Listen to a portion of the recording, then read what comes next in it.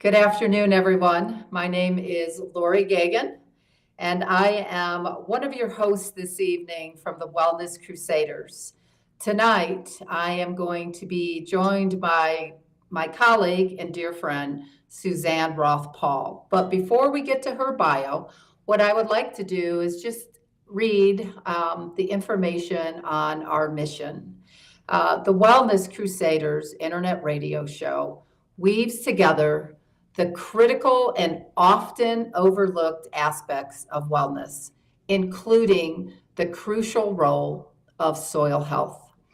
This engaging series unveils a crucial truth that the health of our soil is deeply intertwined with nutrition, climate, and the sustenance for life on Earth. For years, the rampant use of chemical farming methods has drastically depleted essential soil nutrients, leading to a decline in plant health and our overall well-being. These products emphasize that nutrient-rich, high-quality food is the foundation of our mental, physical, emotional, and spiritual health. We address the critical issues of our diets being deficient in essential nutrients, a problem increasingly linked to the rising mental and physical health challenges. The Wellness Crusaders not only highlight these issues, but also provide answers and solutions. Upholding the wisdom of Hippocrates, let food be thy medicine, and medicine be thy food. We are committed to empowering lives, inspiring wellness, and offering solutions. And we hope you will join our crusade. And just a few disclaimers before we get started, that the listeners understand that the role of a health coach is not to prescribe or assess micro or macronutrients, to provide health care, medical or nutrition therapy services, or to diagnose, treat, or cure any disease, condition, or other physical or mental ailments of the body. Rather, the coach is a mentor and a guide who has been trained in holistic health coaching to help clients positive, sustainable lifestyle changes. The listener understands that we are not acting in the capacity of a doctor, a licensed dietitian, a licensed nutritionist, a psychologist, a psychiatrist, or any other licensed or registered professional, and that the advice given by the coach is not meant to take the place of advice by these professionals.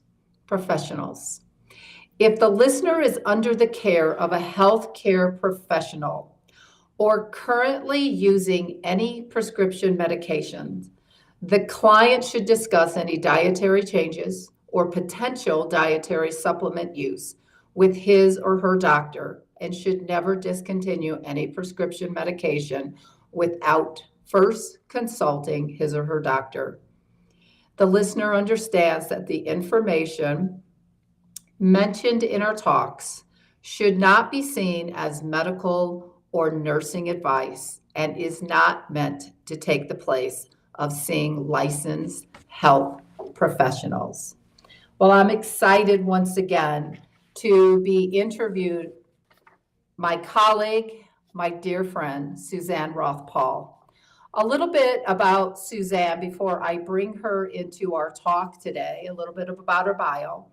Suzanne Roth Paul is a certified primal health coach who considers herself a wellness warrior for women suffering needlessly at the hands of a broken medical system and food industry. She is the author of the ebook, Poisons in the Pantry, which we will also be talking about today on our show. Suzanne believes that good health starts in the kitchen, where you have control over what you eat and feed your family.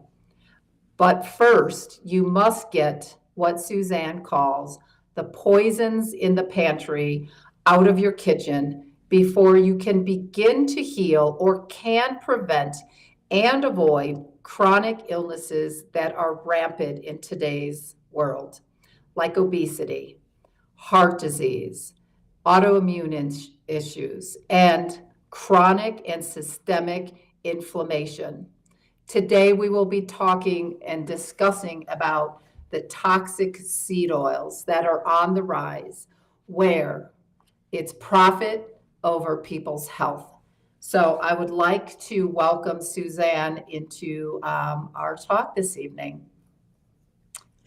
Hi, Lori. And Hi, Suzanne. thanks for having me. This is always a pleasure talking to you because we both know how important ingredient reading is. And we're so passionate about our soil health. And this all impacts our soil health, everything we're going to be talking today, which then impacts our own body's health. So I'm Right. honored to be here with you today. So, I know you were on last month and we talked about your ebook, Poisons in the Pantry. But for the listeners who are new to Main Street Media Utah, tell us a little bit about yourself, why you got started, and what led you to write your ebook, The Poisons in the Pantry. Okay, so I basically am going to do like the short condensed version because we have a lot to cover today, and I want to make sure that we can get some questions answered if there are callers that want to come in and ask us some things. But basically, Lori, I wrote this book because it's what I wished I'd had 20 years ago in my early 40s. I'm now proud to say I'm 60, and I would never go back to those 40s again from what I've learned all these decades of education on what it means to be well. But I wrote this book because people just don't know this information. And I didn't know it when I was suffering with a host of hormonal issues in my late 40s, but they all started in my early 40s. But I've basically had chronic health issues most of my life from a hormonal imbalance, from toxic metals, and also just from environmental issues, but also from dietary. And so this book was just a birth of my education that I learned healing my own body. So the reason for this is because primarily that is the root cause of a lot of our health issues today, is this ingredients that we are now calling food, which is not food. It's chemically altered food. I call it zombie food because the goal is to make us zombies. So we just keep buying more and we become more and more addicted. And then it's this snowball effect of staying addicted to these harmful foods, which create a real domino effect of needing medications and surgeries. And so this book is all about you can heal yourself. Our bodies have the innate ability to heal themselves when given the opportunity. And that's what we're going to be talking about today, is why these foods that you may be eating are causing most of your chronic issues. And simply by getting them out is the first step to healing. So that's where I kind of came from, the story of my own kind of tragic situation that I was suffering needlessly until I really started working with the right kind of specialist. But then all of this with the ebook was my own doing, because I realized I wasn't getting this information, and I was still eating foods that were harming me because of these insidious ingredients. And so this is a simple, easy to read book, and it's affordable, it's fast read, and you can take your own health in your own hands when you start with this ebook. So I'm very honored to have I you. can't wait to let the listeners know how they can get it. But, a quick note to the listeners, you yourself as a child, you were very sick. Mm-hmm. And so you have overcome the illnesses that you had as a child, that you took into the teenagehood, into your young adulthood, until you yourself became a mother and started also doing the research on how toxic, I like to say that a lot of the soil is no longer soil, it's dirt, because it doesn't contain the nutrients that it once did back probably when my great grandparents were alive. But you went on to do the research where you were actually able to heal yourself. And so can you just really quick, when the light bulb went on for you, how old were you? 47. And how long did it take you to really wake up that it was the food that was making you not feel well? Well, I kind of knew that at the beginning when I was diagnosed with all these, particular food intolerances, like wheat and dairy and corn and soy and obviously sugar. But it didn't register until probably 7 or 8 years later. Fast forward, and I ended up having this terrible rash on my face that I couldn't get rid of, and I was like, oh my God, I'm doing all the right things. I'm eating well. I'm reading ingredients. I'm teaching people how to do all of this. How can I have this rash on my face where I look like a raging teenager and raging hormonal imbalances on my with my skin? And I had to come, nobody could help me. The dermatologist wanted to give me antibiotics, which is one of the things that caused me so much trouble in my youth, because I did antibiotics in my 20s and into my 30s for the same kind of cystic acne issues on my skin. Right. So what happened was I realized that we weren't dealing with the toxins in my body, because at 47, I was diagnosed with heavy metals. I had high mercury, arsenic, lead, all of these things that the only time, Lori, back in when I was 47, that's been, 20 years ago, that I, is that right? No, 10 years ago, is that the only thing was available was chelation, a really dangerous chelation Right. and it was like $100. It was some sort of pills, and it was like $100, and it sat in my cabinet because I knew that I shouldn't be taking that. I knew it was wrong, but that's all the solutions that were out there besides pumping me full of supplements. Well, because my stomach was a wreck, and because I had another condition you and I discovered when I went to the Amen Clinic and they did some lab testing on me, a urine test, we determined why I was having so many health issues, and especially with my brain, and brain fog, exhaustion, anxiety, things of that nature that would always peak when I had high stress levels. And we all have high stress levels, but our body innately is supposed to be able to handle that, but not when it's burdened with toxins. Right. And so when I had the skin rash, I thought, oh my God, we never dealt with the toxic metals in my body. So fast forward, finding out more details, looking into what I could do to get the toxins out of my body, like getting the mercury out of my teeth, and really looking more closely at what my gut was telling me, which is certain foods harboring issues, really zoning in on ingredients and knowing that I was still eating crap. I was still eating a lot of stuff that wasn't good for me. And then that's when it was a door opener, and I started finding ways to heal. And those modalities are another conversation I'm happy to talk about, but it did take, it took another 3 years before I was able to get rid of the rash and really clear it up. But Okay. yeah. Okay. All right. Well, let's go ahead and get started because, like you said, we have a lot to cover. So, we're actually going to be talking about seed oils today and how toxic they are. And honestly, we could talk about the seed oils and the rise in obesity right now. But there are so many people who really don't understand why seed oils are so toxic. They see something like an avocado oil, even though it has the word organic on it, it has the word non-GMO on it, and they assume that these oils are safe. Um, and I guess the thing I it, that I'm trying to figure out on my end too, besides for getting your ebook out there, Mhm.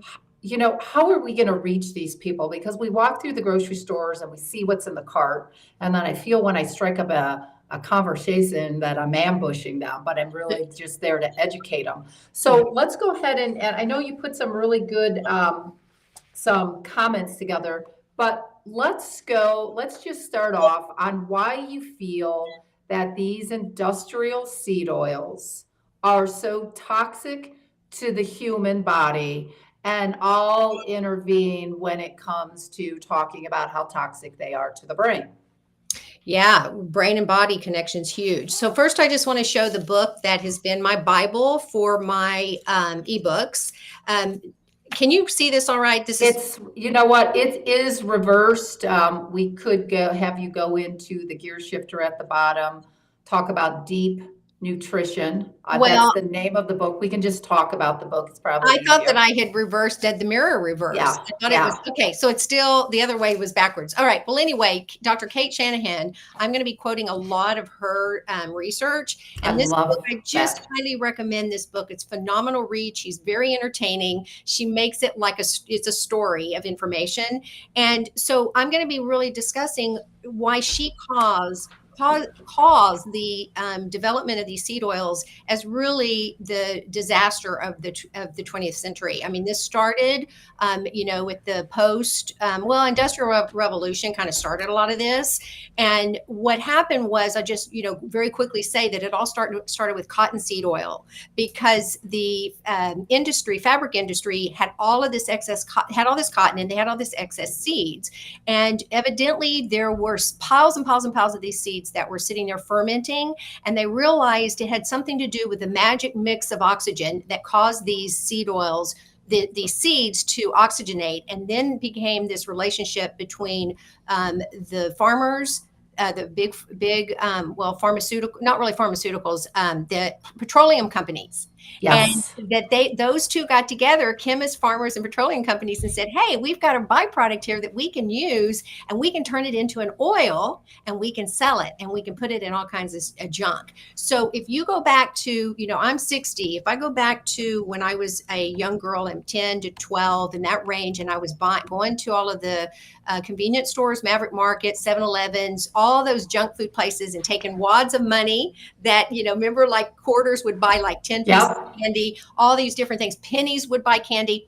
We would go down there, my cousins and I, when we were visiting outside of where I lived, and we would go and buy all this candy. Well, I remember cottonseed oil was really popular in all that junk food. Now, if you go back and do the research, and Dr. Shanahan talks about this, it morphed into it was in junk food, then it morphed into dog food and animal and pet food. I don't know if you're aware of this, but she does a really great analogy about the foods we're eating today are not that much different than pet food, because they're taking those same ingredients and adding in seed oils, simple carbohydrates like your flours and your sugar, and seed oil, simple carbohydrates or flours and all kinds of other things that are just heavily processed.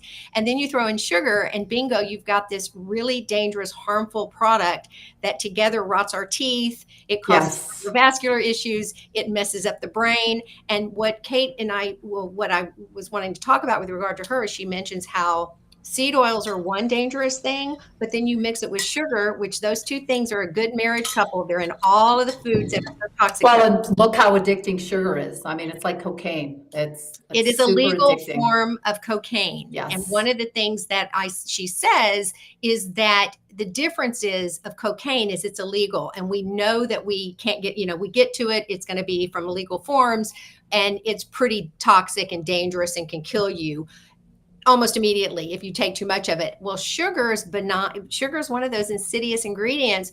It's legal. You can go to the grocery store and buy it, and it's got all those hidden disorders that are really, like I said, insidious. You don't know about it until it's way too late. So it's affecting so many things, and combined with seed oils, it's a perfect storm for all of these chronic health issues we're having. And she claims that it is the reason behind the high cholesterol issues that we're screaming about, the heart disease, the cancers. All of those things are stemming back to these seed oils and simple carbs and sugar.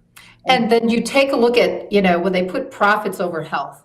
I mean, the seed oil, it's over $100 billion. That's what it is. I mean, that's the amount of profits that they're making.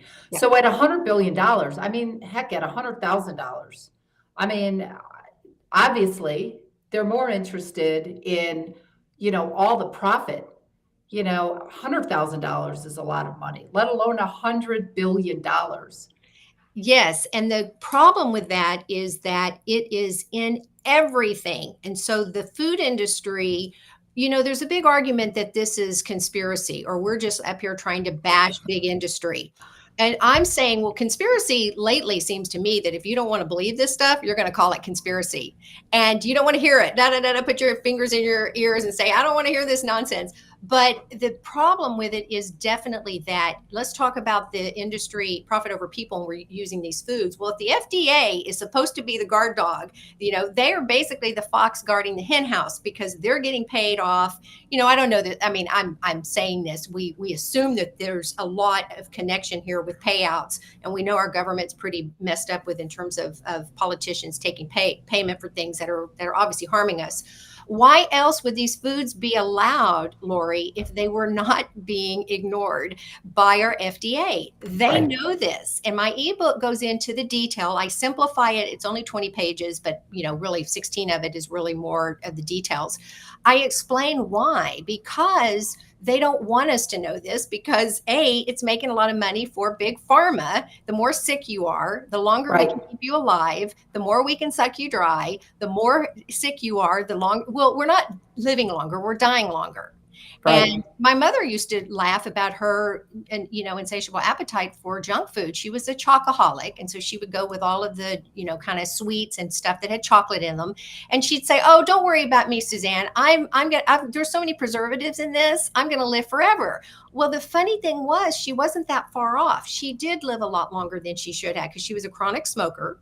And she was a little bit of an oxymoron, because I grew up with, anybody who's listened to any of my talks about my father, who just celebrated his 100th birthday, by the way. Oh, that I know, it's so awesome. I Happy have a birthday to your Happy dad. birthday, Dad. He turned 100 April 4th, and I was in Texas. And this brought me to the subject about obesity, because in the South Texas, the weight that I'm seeing on people is astronomical. And I want to also talk about why is this weight on people? It's not just because they're sitting around eating a bag of chips. Surely chips aren't putting all this weight on you. No, it's much more insidious than that. But we had a garden, and I grew up eating yummy vegetables, even though I didn't like them. I have to admit, spaghetti squash and kohlrabi and okra, all those weird things I was kind of force fed to eat. But mom ate those things too, so it balanced her out. But because she was so unhealthy, she ended up with chronic heart failure in the end. And yeah, she lived longer, but it was miserable. It was a miserable death. How old was she when she passed? She passed at 83, but in her late 70s, mid 70s is when she started having all of her health issues. And I Because mean, even 83 is fairly young. I mean, it's not it is like, now. It is yes, now. She it died is. 12 years ago, and for her age, she should have died. I mean, I don't mean any disrespect to my mother, but my father kept her alive, because the heart surgeon came in and said, "You know what? If we don't do this open heart surgery on you, Mrs. Roth, you're going to die." Well, guess what? She needed to die. So what they did is they gave her the open heart surgery. So she spent 3 years, Lori, 3 long years recovering from the open heart surgery, just to die. And when Yes. she went into a nursing home, broke her hip, and laid in bed for 6 months. We had to watch her lay in bed, and just, she was a vegetable. She couldn't do anything. And And that's that is just an example of what we call living short and dying long, meaning that you're absolutely living a healthy short life, but you're dying a healthy sick life. awful. And people just aren't making the connections, because they just don't know. And they don't, I mean, listen, we have thousands of hours in getting ourselves certified in Right. holistic health coaches, in the research. We know that the average person does not have that time.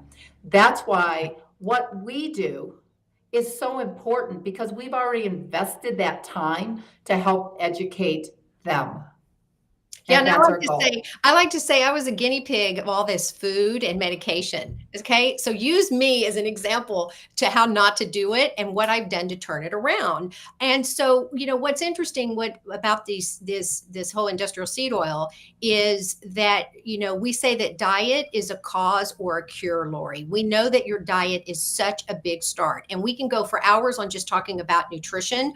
But don't forget, when we're talking about these seed oils, we're talking about corn, we're talking about soy, we're talking about wheat, we're talking about, sugar is a farmed product. But what is so insidious about these seed oils, Lori, is look at the amount of farmland that's being raped and ruined to grow these foods, because most of them are genetically modified most of Right. these foods are genetically modified to begin with.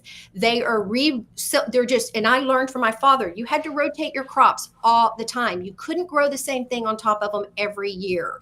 Well, we're seeing the repetitiveness, because fertilizers are saving the day. Toxic pesticides are saving the day. Those things are all going into our soil. And Lori and I go back.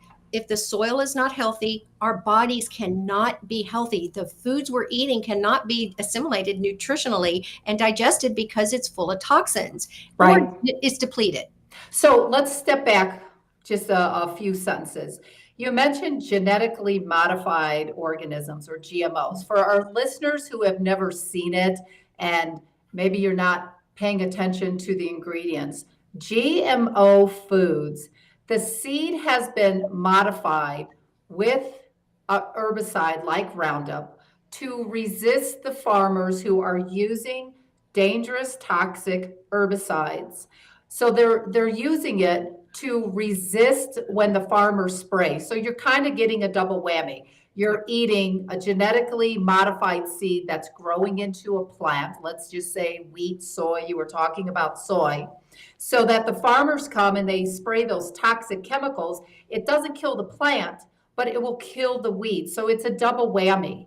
And then we take a look at the uprise in autoimmune disease. So I'm sorry, I wanted to clarify GMO for our listeners who have never heard the word GMO Absolutely. before. So thank you for allowing me to interject there. Oh, of course, Lori. You and I we're both knowledgeable about both these things. So I want you to contribute and help. And you go deeper than I do on some of these levels I'll touch on. But the main thing is we're talking about soybean oil. Or soy and soybean oil. We're talking about corn and corn oil. We're talking about wheat and wheat additives, hydrolyzed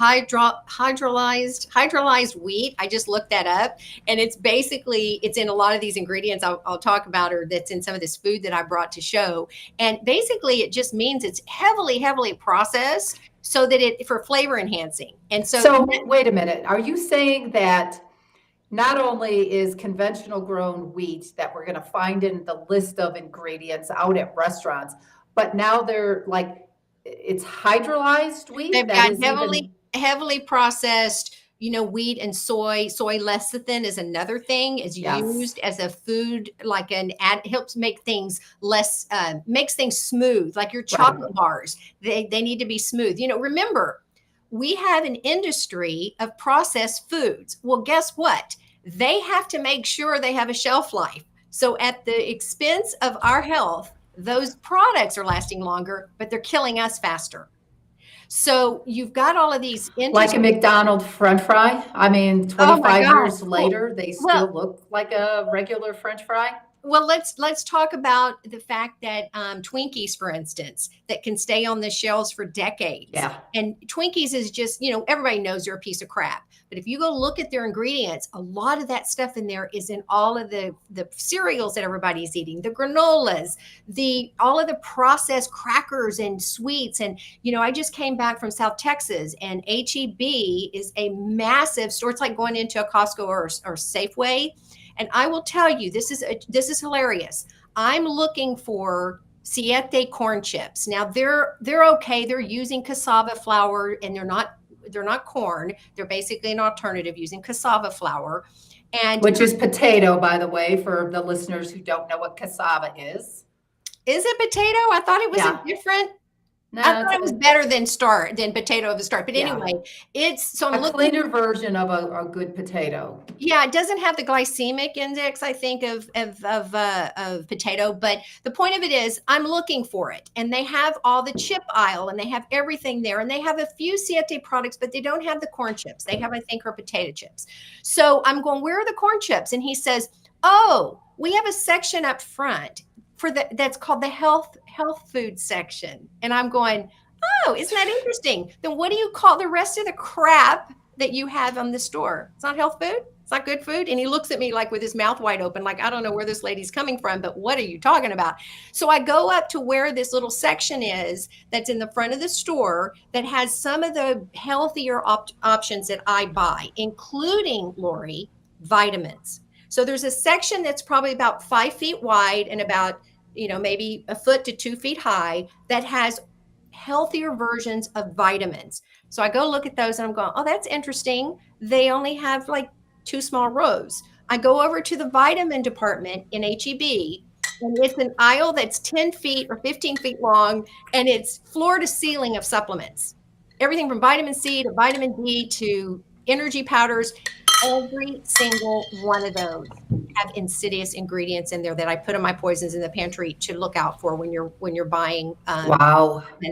Row after row after row of this stuff. I pick it up, I put it down. I pick it up, I put it down.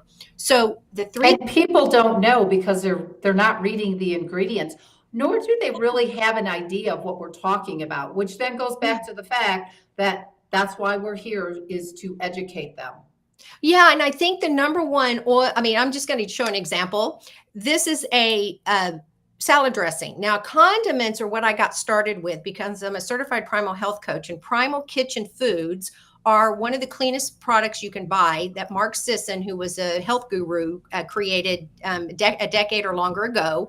Anyway, this was a product that I used to buy like in my 40s because a friend of mine loved it. I So see it. it's called Brianna's Organic Salad Dressing, Poppy Seed. And the number one ingredient, despite the fact that now Primal Kitchen is getting the word out, all of these mayonnaises and mustards, I had a hard time finding mayonnaise today at Whole Foods that was really it was not good ingredients. This is one. This is a bad one. I'm only showing bad stuff today because I just want to compare and show you a few things. Anyway, here's Brianna's. It's way up at the top. You have to remember how they place things on shelving has to do with the products that sell the most. So the most toxic foods are always at the eye level.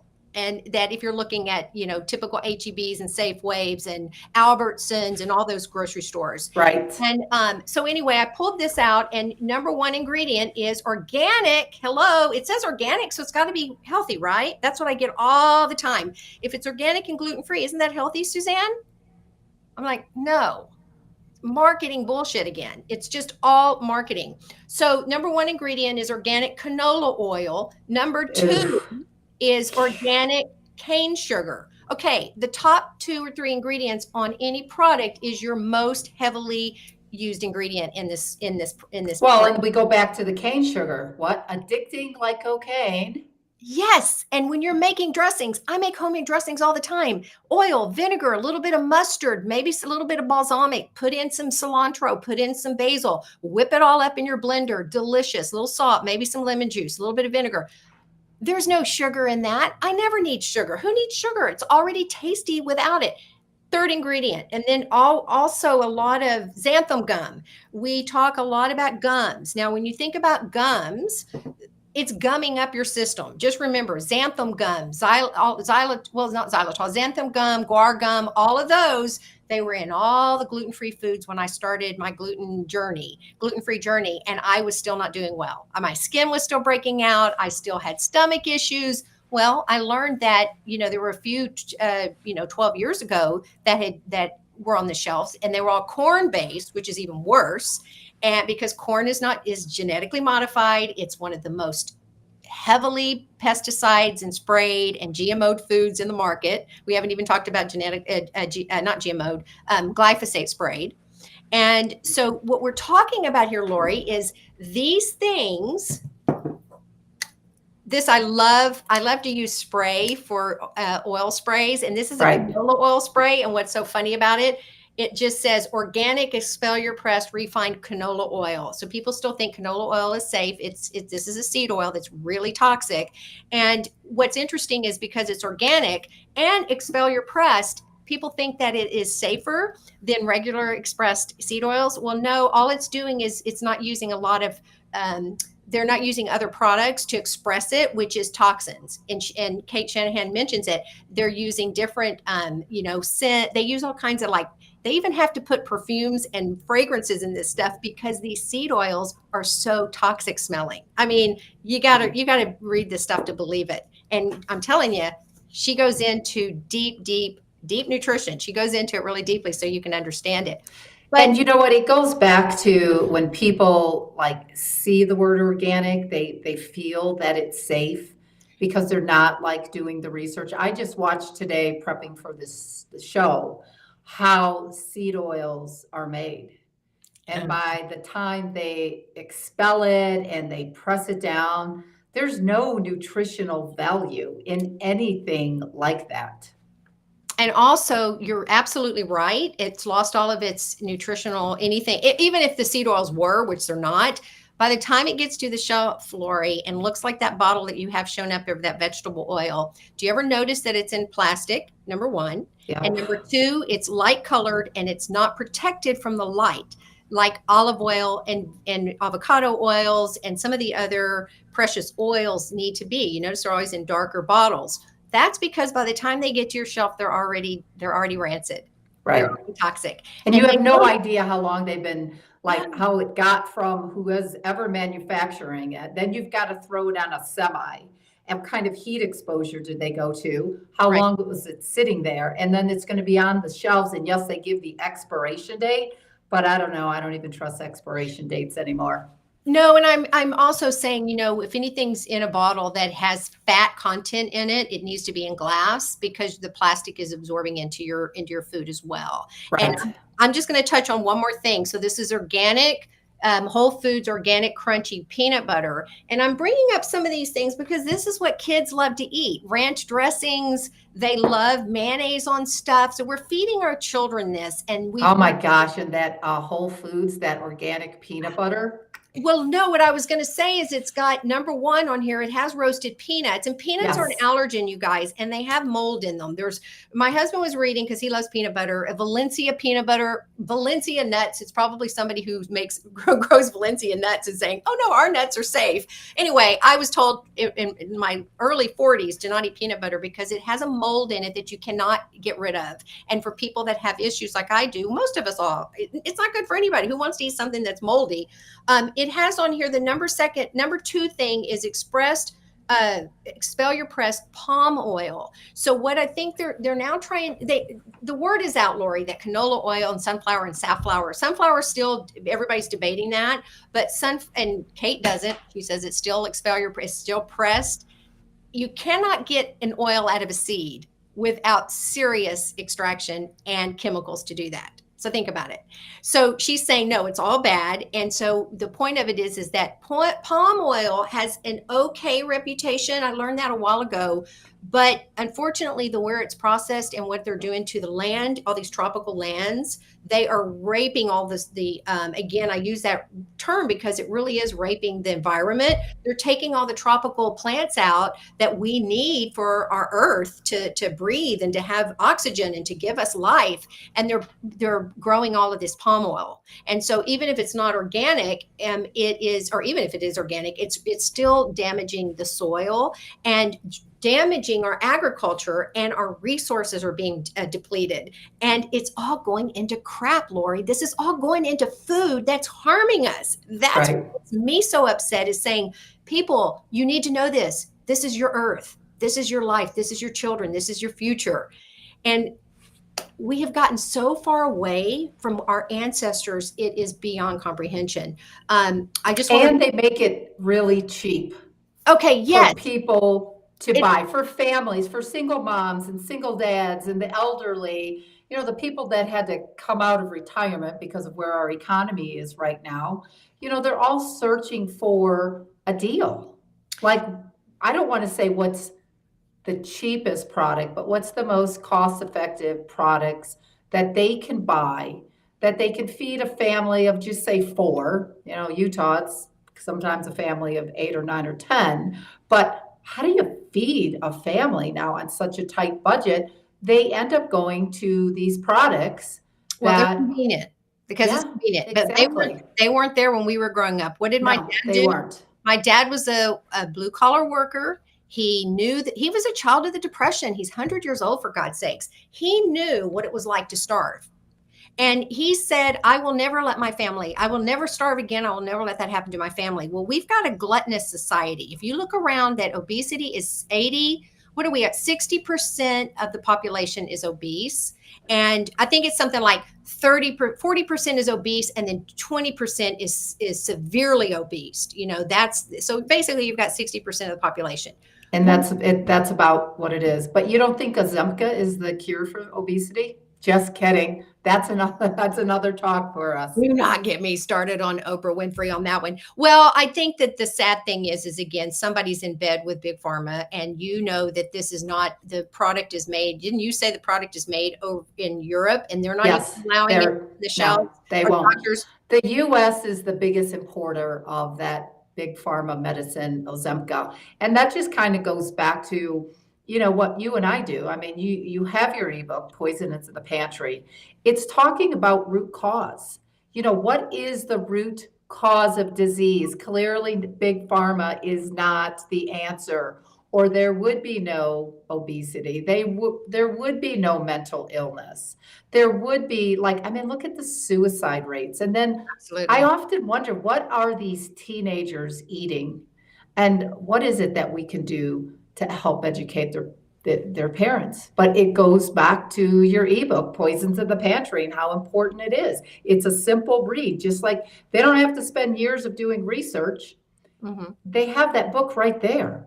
And that's a step in the right direction. Yeah, but I'm surprised to tell you how many people, my own family doesn't even pay attention to it. I'm like, I'm looking at their ingredients that they're buying, and I'm like, you need to go back to step one and read my ingredients list again. That's what, because they forget. But we're so hyper sensitive to it, Lori, because we've had our own health issues and we've got clients that are suffering. And so we are, we're engrossed in this world of wellness, which is good, but it's also hard for us to do it alone. And what I'm Right. encouraging people to do is, if you're listening to this conversation that Lori and I are having and you're willing to get the ebook, get it to as many people as talk to as many people as start reading ingredients and figuring it out. You can Google half this stuff. It's most of your ingredients are Googleable. And Right. Lori and I really like Environmental Working Group, EWG. Yeah. And I'm gonna add something that you said. So when we start talking about foods with our family, we have children who are grown adults. They look at us like we're conspiracy theorists, like, oh, there's no science on there. And they quickly go, because you said go Google it. But we already know that Google is deleting stuff and rewriting stuff, and Wikipedia. Anybody has the ability to go into Wikipedia and write their own stuff and edit it. But I'm going to be honest, I don't trust Dr. Google. I may go there to do, hey, what is hexanine, which we'll talk about because I know it's, one of the ingredients in the oil. But I go further. I go to places like PubMed. Why? Because you can't trust Dr. Google. You just can't. You couldn't trust someone, when the shot came out. I don't trust them now. But sorry, I just wanted to say that because you did mention that. A good point. And when you have my ingredient list or you start looking at ingredients, all you need to do is go and Google the ingredient and it will tell you what it is. Yes. Now, sometimes it says that the FDA approves in low doses, it's okay. Well, the joke is none of this is in low doses. And if you're eating processed food, morning, lunch, and dinner, and you're eating at restaurants, don't forget restaurants. They are not using avocado oil, olive oil, butter, and ghee. You can ask for it, but they kind of smirk at you. I'm able to get it. But don't forget, those ingredients cost more money. And so here's what I say about budget.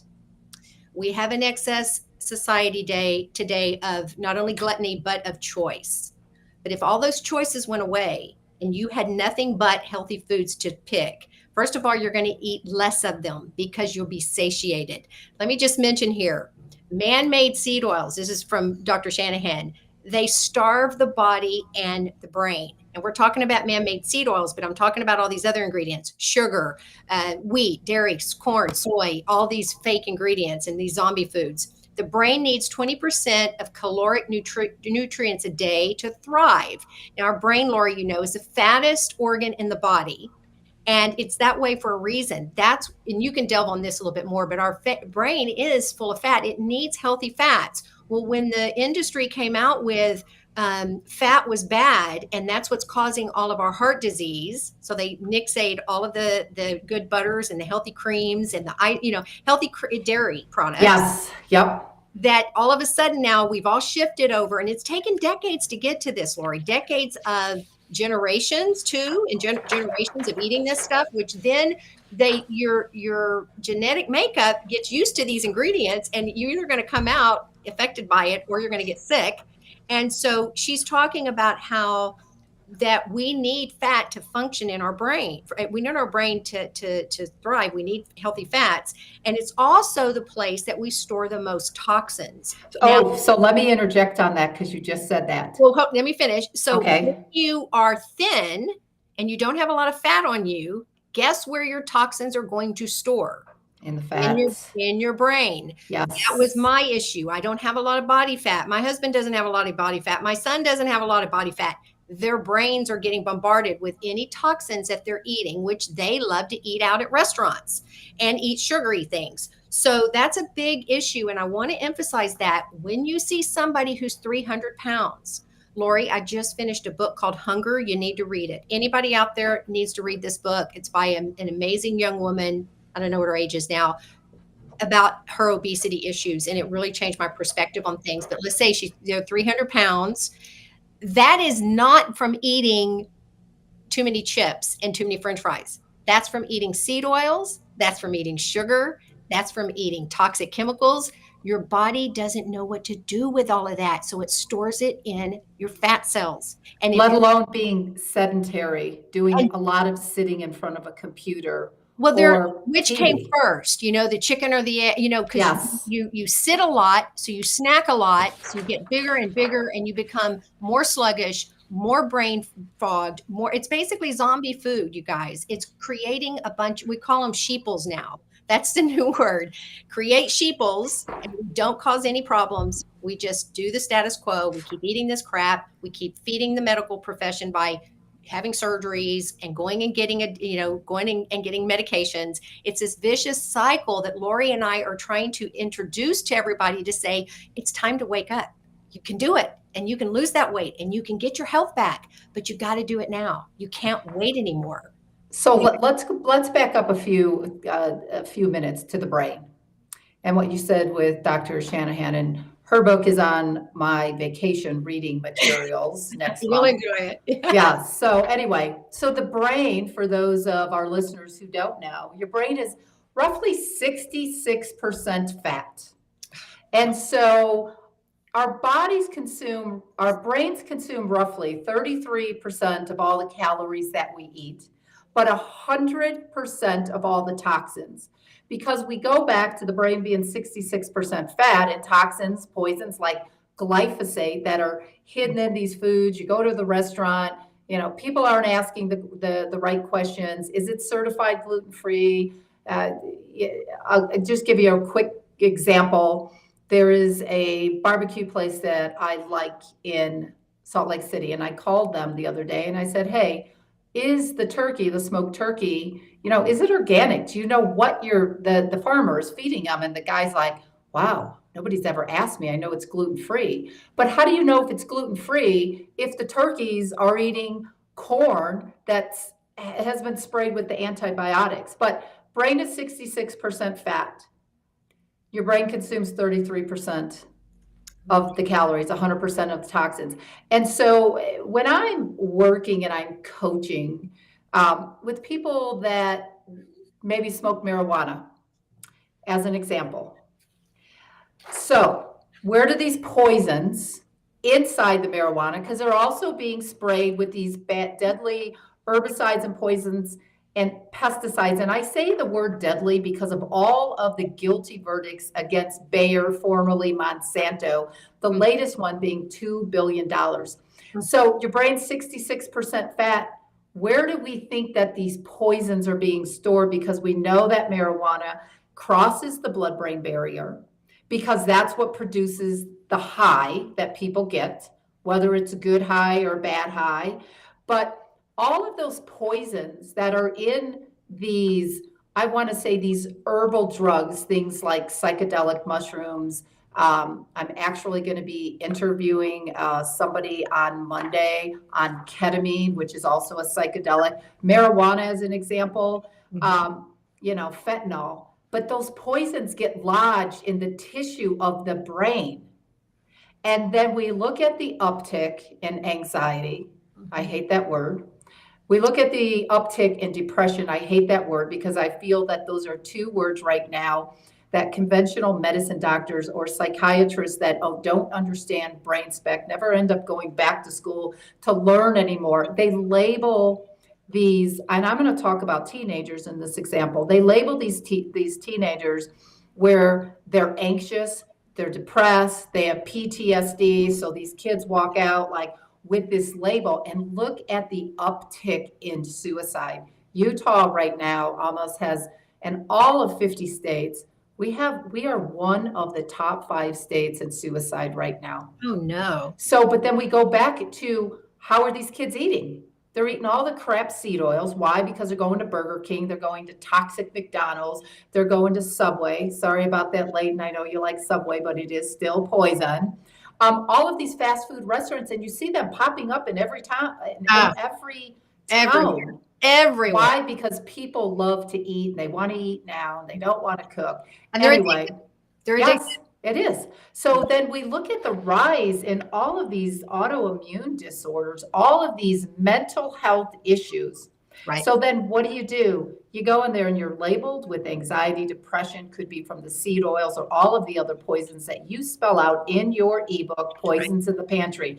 But here is a big pharma anxiety medicine. You're just anxious. Well, then you're sad, then you're unfocused, and let's put you on something that's going to, cause your dopamine, like a Ritalin. And people are now living on, Yeah. Medication. 5 to 10 medications a day. And they're young, Lori. They're I in know. their 20s. I'm talking to a client right now whose daughter is already prescribed. She didn't want to do it, but what did the psychiatrist or therapist tell her? Well, that's all we have to offer, so might as well. Oh, and don't forget, insurance is covering it, Lori. Yes. She's not Yes. interested in my stem cell activating patches that are mood stabilizing. We call it two things about that. The brain, it's a brain, Daniel Amen calls it a brain injury. It is not, and PTSD is now post-traumatic stress injury. They're trying to get rid of the disorder because it's not a disorder and it's not a dysfunction and you're not broken. It's an injury. And Right. so the problem with this is we know medicine needs to label it so that they can obviously call it something and label you, and they can make a drug for it. Right. So they don't have a name, they can't drug it. And so I'm battling with this industry right now where insurance is covering medication, but they're not helping us with functional medicine doctors. Right. Go and talk. Nobody ever asked. Or even supplements or amino acids. So do you feel, Suzanne, that the population has been duped? I know you have that. Yeah. Well, we are trading good health and ancestral health for our good healthy fats for chemicals. So we have been duped and we've been addicted. We've been trained by decades of eating this way. Now, remember, we have generations of people that have been eating this way, Lori, because we do have an economy that's imbalanced. So all of the cheap food is going into all of the poor neighborhoods. You do know that like a 7-Eleven in my neighborhood is going to have one price on some products that they'll have differently in, say, a more, repressed area, that the food is sodas, for instance, Coca-Colas. I could stream right now on my trip from San Francisco to Corpus Christi down to Dallas to Corpus Christi, all the way to Mexico City. I went to San Miguel, Mexico recently, and I'm happy to say I didn't see a lot of obesity in San Miguel. But the point was, on the airplane, Lori, everybody is drinking Coke Zero. Because the airlines offer that toxic shit. I'm sorry. I don't drink it. I'm not drinking it. And I'm like going, hold on. Do you not know that you're drinking formaldehyde? You are drinking chemicals. This is direct. And every one of them, Lori, were obese. Everybody had a stomach. Everybody had arms that were, some people's arms are bigger than my legs. And this isn't actually a criticism. This is an observation that is breaking my heart. It's like, how can I reach these people? How do you talk to them and say, excuse me, please, do you know what you're eating and drinking is? Because we have the solution. So we're so passionate that when we see that, we want to help, but sometimes we just don't know how. Oh no, and I'm told it's not our place. It's not our business. And it's like, excuse me, okay. Tax dollars. Excuse me. It's not our place to tell people that this is not only harming them, but it's harming their families. If you're addicted to those things, I was with a mother who smoked all her life and was addicted. And I've got another good book you're going to have to read, and it's all on the propaganda that back in the 60s when I was a baby and my mother was young, the propaganda to get people to smoke was, if you smoke, pick a cigarette over a sugar item and you'll stay thin. Oh my Oh my gosh. God, I'm going. And my Ugh. mother said the same thing. I said, Mom, whatever got you started on smoking? And she said, it was a celebrity thing. All of the celebrities, all of the Hollywood, they were all smoking. And half of those people are dead now because of cancers and cigarette and lung disease. But anyway, this is the point is how do we, I mean, I would love callers to call in or people to. Yes, yes. So let's, Leighton, can you put that number up for the callers to call in? You can either call us or you can send us an email right now at info@thewellnesscrusaders.com.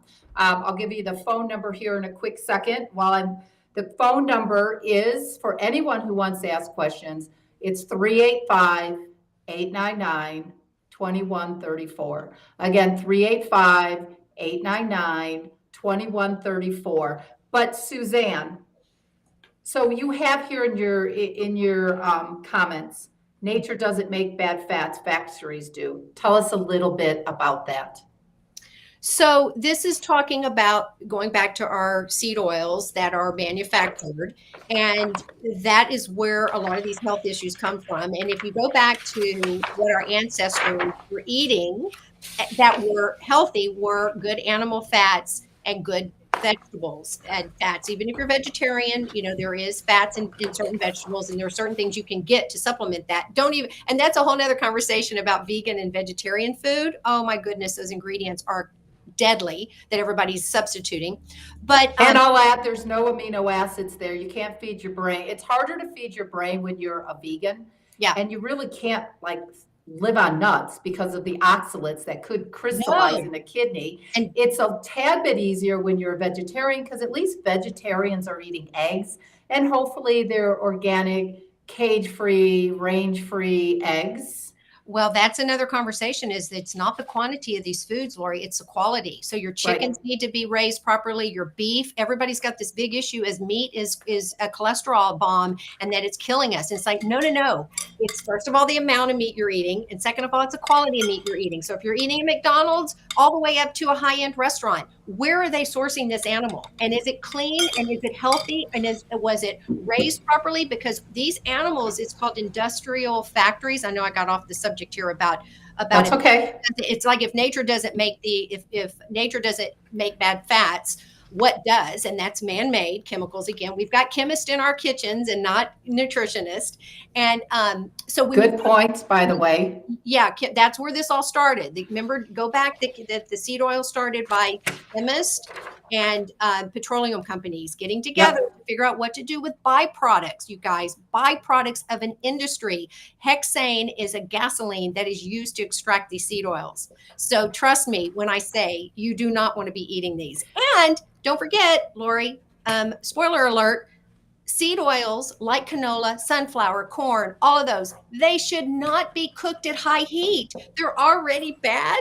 And so then if you want to talk a little about a bit about PUFAs, polyunsaturated fat, PUFAs are, Shanahan goes into that exorbitantly here in why they're so dangerous.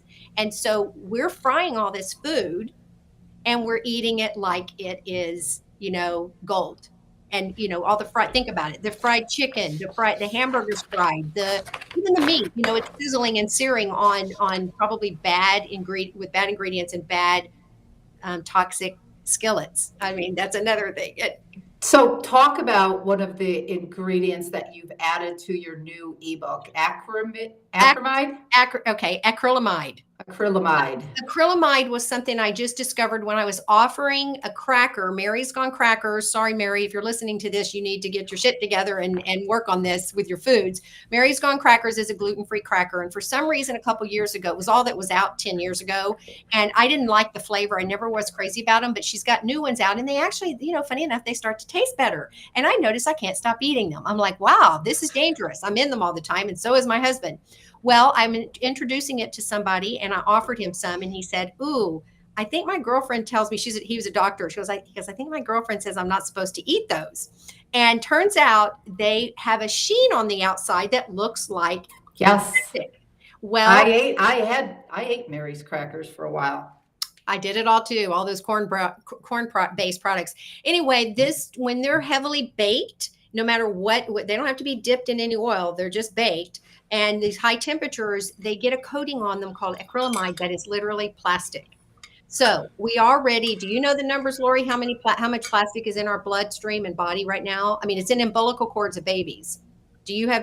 I don't have the percentages right in front of me, but But I it's know high. that it's It's high. high, and I know that they said it's gonna take forever to get it out of Ever. our bodies. There is, and I just want to throw that out for, the listeners. Again, the number is 385-899-2134. I mean, I know we're kind of talking about the poisons in these foods, but there are solutions. They are solutions on getting Suzanne's book, which is so cost effective. Suzanne, how much is your book?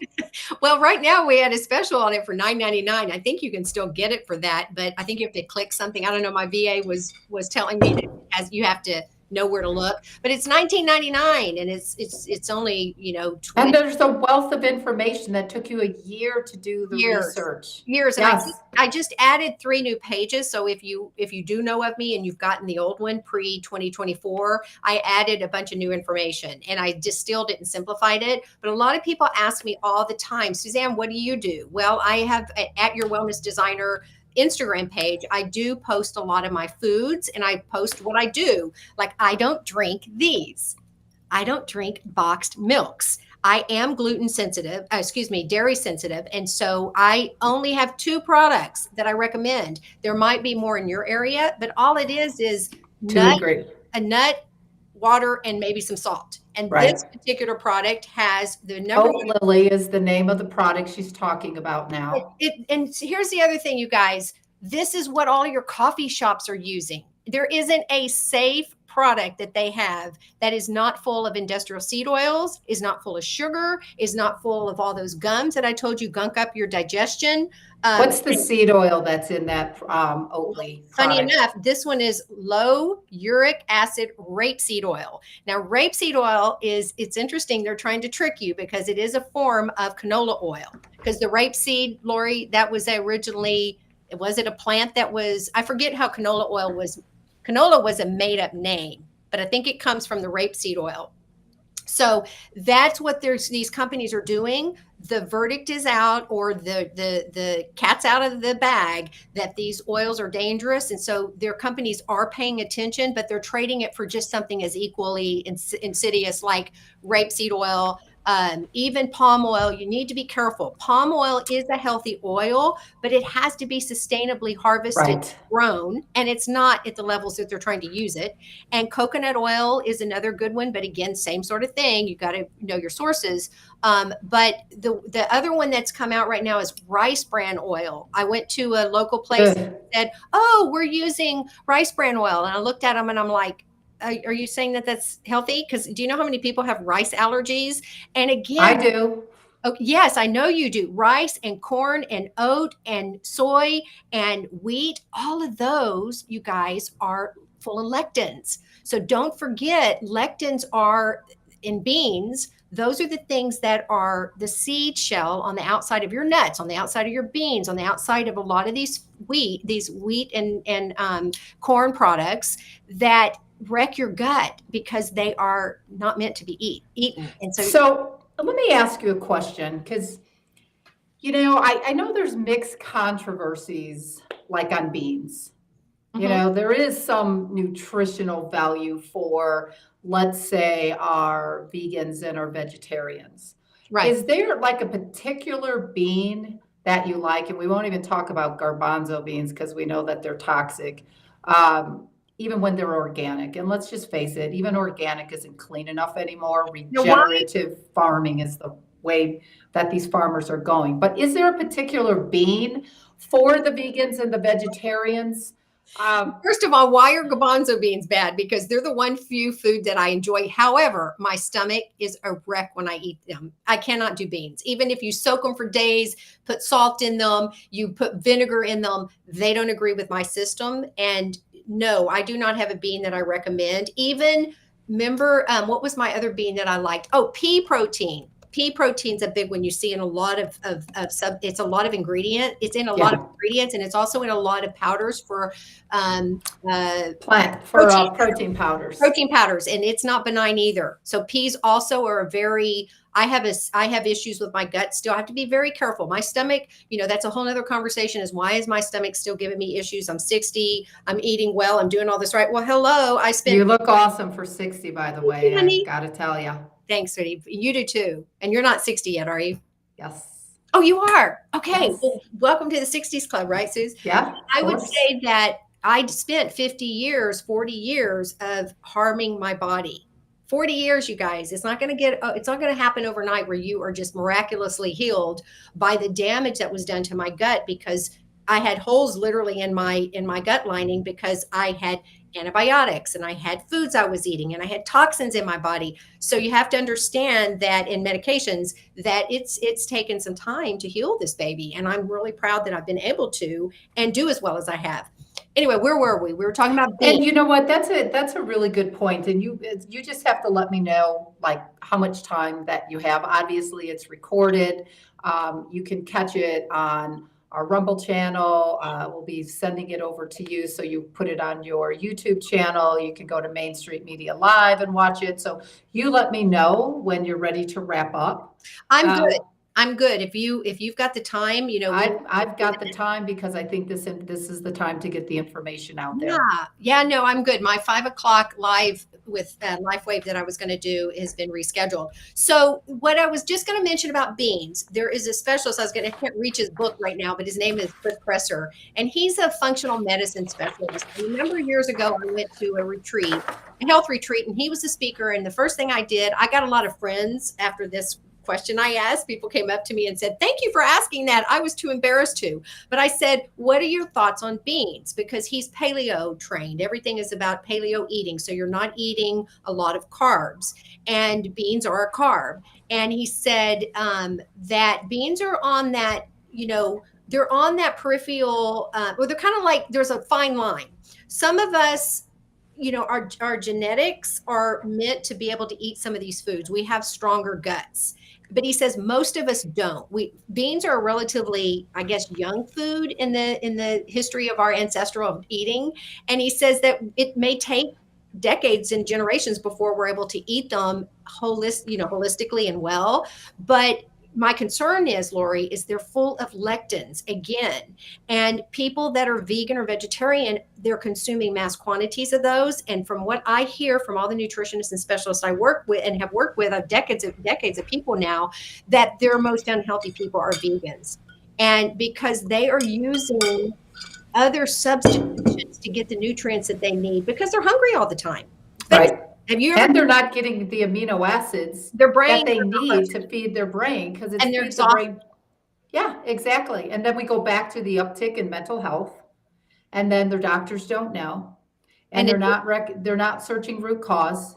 Yeah. I mean, even if your ebook could be in the hands of every health practitioner, just one copy of every health practitioner, think of the number of patients. They won't do it. No. I have taken them to dozens of doctors' offices, you guys. I have left off my poisoned copy of my ebook. I told what my mission is. I said, I'll give you a percentage. I'm only charging $20 for these. For all of your clients, I'll split the commission with you. I'll give it to you. These people need this. They said, no, thank you. I can't tell you how many doctors I walked out. I said, you won't even talk to me about it. I even left a letter and said, I would love to know, flip over on the backside and tell me what your reason is for not collaborating with me or joining me on this crusade of education. Silence. Suzanne, I have an email question here. Mm-hmm. There's somebody that is asking, why do you believe that lectins are bad? Well, the main thing about them, as I just said, is they're not they're the shell of a lot of these products that everybody's eating so much of are not processed properly. So let's just say that if you are eating beans, they need to be soaked properly. Nuts need to be soaked properly. The worst one, Lori, is wheat, which is in flour. Now think about all the bread that we eat so much of. If the person who called in is a big bread eater and you don't have a gluten sensitivity. You mean the donut eaters, the bagel eaters, the pizza crust eaters? The Okay, Subway eaters with the bread. think about that wheat that is probably not organic, and it has been sprayed to hell and gone with glyphosate. It has been fertilized. It has been all those things Lori and I just talked about. It has been processed to the point of oblivion. Flour is useless. There's nothing healthy about flour. If you want to argue that with me, you can. It is the bread of substance. Evidently bread and wine is yada yada. We know all of that. We're eating it in mass quantities, and we are not prepping it properly. So our ancestors took 3 days or longer to ferment and get a starter for sourdough bread. I don't know if you've ever done this before, but you can make sourdough bread. That's evidently a healthier bread because Right. it's been fermented, which means that the terrible lectins have been broken down. The whole point, you guys, about this food, it's not being prepared properly. So we are rushing it all. Look at the bread aisles. Oh my God, go to Costco, go to Sam's Club, any of those. They're a good 20-foot long aisles of bread alone that Oh makes my God, you have 27 choices of hamburger buns. When you go into there to look, you have a look at the barbecue and it's ingredients. just like, The ingredients are this long on all of the yes, hamburger buns. So that's my reason about lectins that are so dangerous. Now, lectins also, go Google Dr. Stephen Gundry, yes, a huge lectin buster. He was yes. obese. He was chronically tired. He was doing surgeries. He was an open heart surgery guy. He was obese himself. Yes, yes. And when he learned what the blue zone was doing, which is where he was working and living, Right. he realized these healthy people that live on, Mediterranean diets, and they eat lots of good oils and butter. They eat lots of fats, healthy fats, fish, lean chicken, lean meats, and, good vegetables. And that's it. And so that's my problem is we are not putting the pieces of the puzzle together. Remember, this is chronic illness we have going on right now. We're at an all-time high of mental health issues. Again, Dr. Amen says that, I wish I could remember his quote, Lori. He's on Instagram, and he's Daniel Amen, for anybody who wants to know who we're talking about. He says that the amount of medication that's being prescribed to these young people in their 20s is incomprehensible. And the parents are allowing it. And the parents are Yes. allowing it because the insurance is paying for it and they don't know what else to do. So the parents are probably eating the same bad foods. They're feeding the kids the same bad foods. They're not putting. Well, we know that because we look at families. Yeah. And they just don't know, which goes down, it comes back to what we're trying to do and educate. But parents need to be an example for their children because there are cost-effective ways to feed your family with good, clean food. And even if they just move over to organic on the dirty dozen, Right. that's a step in the right direction. Even if they just pick one food that they're going to buy organic. Well, that's true, Lori, because I don't even really go down the organic road with some of my clients. If they take all these foods out and put them on their table and they say, this is all these bad ingredients, what I do with them, I can't even say donate them. They're so bad. I don't even want homeless people eating them because they're already, eating bad stuff and already in a situation where they're mentally, challenged. But I just talk to them about non-GMO and going to the stores and staying out of cans and bottles and plastics. Stop Right. buying processed food. Stay on the perimeter. You've heard this over and over. Perimeter. Does that mean my husband can't eat glyphosate pizza when he goes to a birthday party? No, he can't because you're responsible. Okay, here's my answer to that. People think that they are a lone island and they say, you can't tell me what to eat. I can do what I want, right? Yes. It's a free world, free country. But what happens when you get sick? Who's going to take care of you? What happens when you end up in the hospital with a debilitating disorder? What happens when you have open heart surgery like my mother, which my mother did? My father kept my mother alive, put him in the hospital because he was so stressed out trying to take care of her when we told him, don't take mom home. She needs help.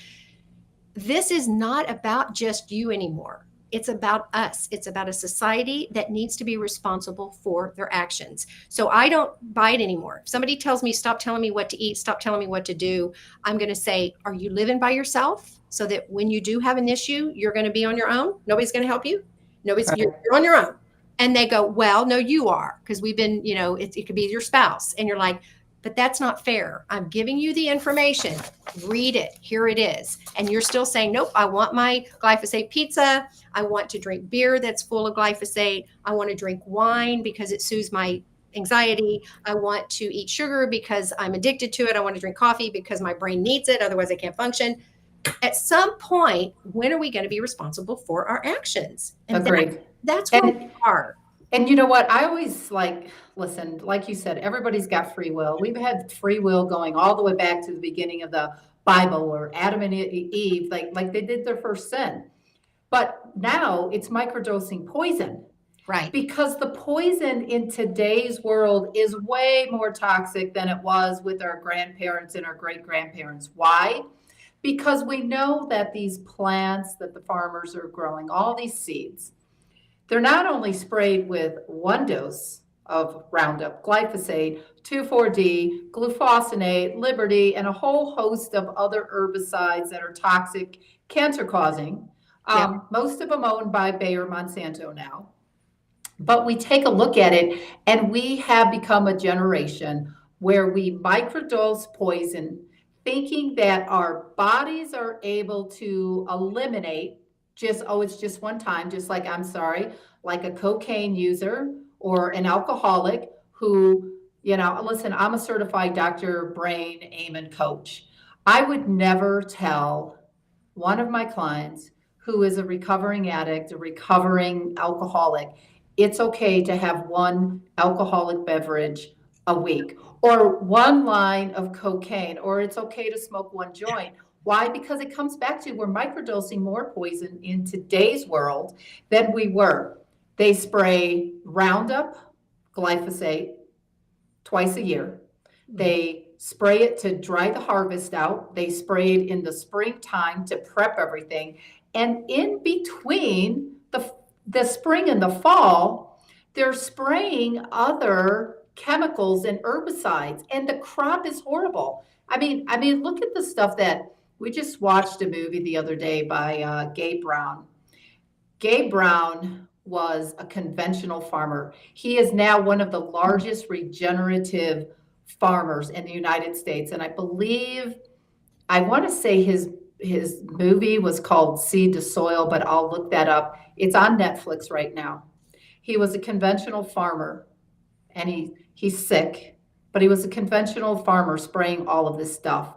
And he was about to lose everything he had on his farm. Why? Because his soil was toxic. His soil was dirt. There was no nutritional value in there. So he went back to President Jefferson and started reading some of his notes on what they were doing, because he was in a Dust Bowl effect back in the late 1920s, early 1930s. The dirt was so sick, they called it the Great Dust Bowl in the Midwest. So he started doing research, and he went from the conventional spraying produce with all of his seeds, from spraying these toxic chemicals that are going out to feed the population, to doing everything regeneratively. He quit tilling the soil because it was also killing and destroying the nutrients in the soil, and now uses nothing. And he has the largest regenerative farmland that has healthy soils, and he can pick up soil, and you can see the amount of earthworms in his soil, which that's how healthy it is. So, and we'll spend the last few minutes. I want to talk about, the movie was Kiss the Ground on Netflix, and Woody Harrelson, and it is a must-watch movie before it leaves Netflix. And it shows how the foods really have become toxic over time, how we're microdosing this poison. Yeah. I look at food. My kids like to call me like a food Nazi. My husband likes to call me a food Nazi. But I look at myself that when, listen, I'm a believer. And I say that my body is God's temple.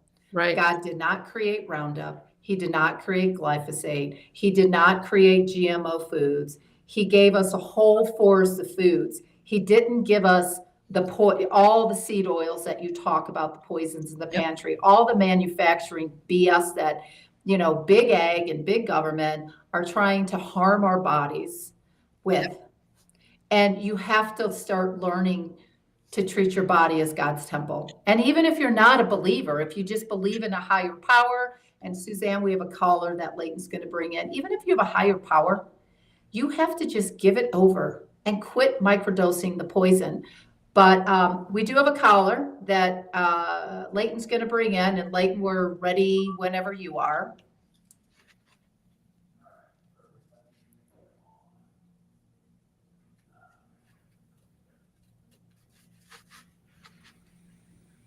All right, sorry about that. My computer's being a bit slow there, but all right, we have a caller. You are live with the Wellness Crusaders. Lori, Suzanne, our caller is here.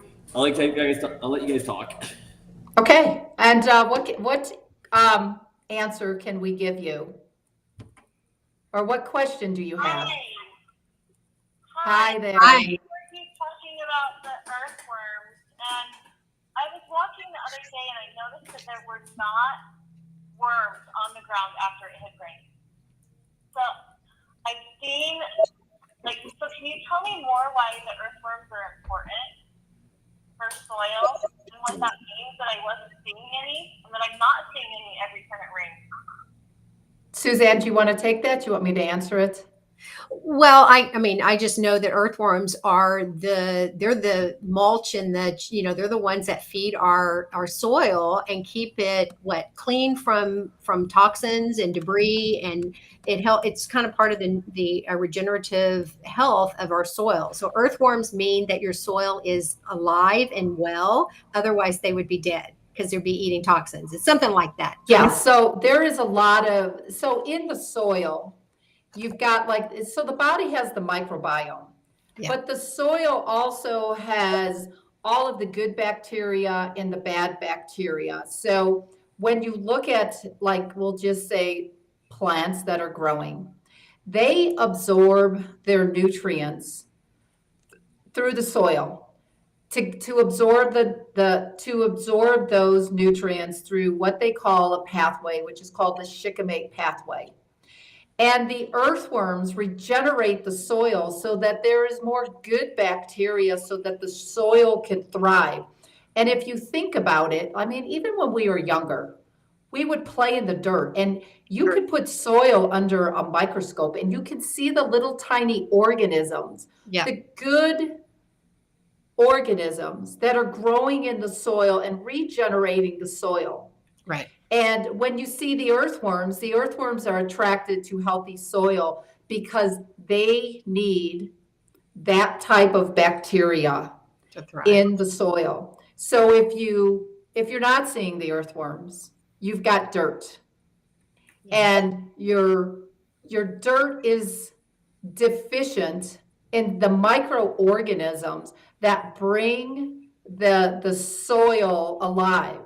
It needs the carbon, but they're tilling the soil and they're spraying the poison. And what happens is that all the carbon, which they say, hey, listen, let's get rid of all the cows because it's changing the climate, which is a bunch of BS. I'm sorry. But what happens is the dirt, and then they till the soil and all the carbon goes back up into the air, and the microorganisms can't survive down there. So then the soil is toxic dirt. That means that whatever the farmer is growing, if the farmer can grow anything, we go back to Gabe Brown, and Leighton just put up the little image of Kiss the Ground, Woody Harrelson. That is a must-watch movie because it really explains why the soil needs the microorganisms. And once you revive the organism by being a regenerative farmer, going out there and playing, in the dirt and putting back into the soil what the soil needs, then the root system for all of these plants can thrive. Did that answer your question? Yeah, that's incredible. So it reminds me a lot of what's happening in our gut bacteria, that if we're killing the surface, our bacteria is not residing in there either. Exactly. And if you heard Suzanne in the beginning talk about when she was a child, and then she was sick as a child, she was sick as a teen, and antibiotics were, the answer that they thought back then, but it also kills the microbiota in the gut. And, there are tests that you can do to see how healthy your microbiome is. And what we are seeing when we do this testing in stool is that there is a deficiency in the good bacteria in the gut. So you think of it as weeds versus flowers in our gut. We can water the flowers, but even when we start watering the flowers too much, and we go to probiotics, there is no one probiotic that fits all. Why? Because we have trillions and trillions of bacteria. But you can also feed the good bacteria. But when all you're doing is you're watering the weeds, your gut becomes just a garden of a mess filled with these weeds that harm your immune system, which we go back to the mental health problems that we have, the gut digestive problems we have. And we know that the brain and the gut is connected. It's called the HPA axis. We know that your brain is consuming them. We go back to these emotional issues. Root cause is not something that conventional medicine discusses, mostly because listen, I get it. These doctors come out with big debt. They don't have time. They're seeing patients 5 minutes, 7 minutes. I'm sorry, it's the truth. They don't have time. When they get home from work, they're exhausted. They have big loans to pay off. But you look at the soil in the ground is the same way that you look at the soil in the gut, which goes back to my kids saying, "Oh my gosh, you're a food Nazi." I am a food Nazi because you know what? I want to live long and die short, not live short and die long. And I hope that answered your question. I would highly recommend watching the movie by Woody Harrelson called Kiss the Ground, and that will 100% explain why the worms, why there's such an advantage, why feeding the soil is so important to human health. And Suzanne, Hey, Layton, Lori, yes. Can I just add on to that? Because it was a perfect Yes. segue from the earthworms, keeping our soil healthy. When we are eating these seed oils and this sugar and all these chemicals we just talked about, it is wrecking your digestive enzymes and your acid that is needed and is necessary to not only digest your food, but for you to absorb it. So this is the key takeaway. If you don't remember anything from this, it's wrecking your gut. When it's wrecking your gut, it's causing chronic illnesses. When it's causing chronic illnesses, it's affecting the brain. So we have to keep our brain, if nothing else about this again, is you've got to keep your brain healthy because Alzheimer's and dementia is on the rise, you guys. It's starting younger and younger. They're saying as early as 40, some people are going to be getting it. And they say that that you have onset of dementia, Parkinson's, and Alzheimer's 20 years before you are even diagnosed. And that is the crap food. I'm sorry, the crap beer, the crap stuff that people are feeding their gut, which is feeding their brain, which is feeding systemic inflammation. And it's when systemic inflammation crosses over to chronic inflammation, guess what? It's a prescription pad medicine. Yeah. And I like to say that at the expense of your illness, people that are listening, the industries are making billions off of you. So if you can at least stop buying these products, they're going to go away. And I'm seeing it on the shelves, Lori. They're already making modifications and companies are either going away, which is my hope, like Coca-Cola's, the cigarette companies, that's a whole nother conversation. But all these soda drinks, there's so many new sodas out there, all in plastic bottles, if you've noticed, and they're full of junk. And you just need good, clean water. Stop drinking that stuff. Stop buying that stuff. Right. Anyway. And as we wrap up, because I want people to know how they find you. You talk about the plastic bottles.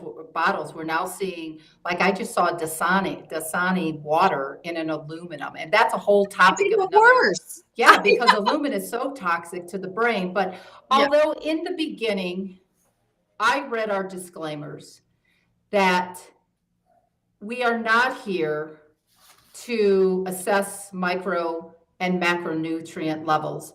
But all of us can be, you can consult with us, each and every one of us in the Wellness Crusaders. We have complimentary consultations.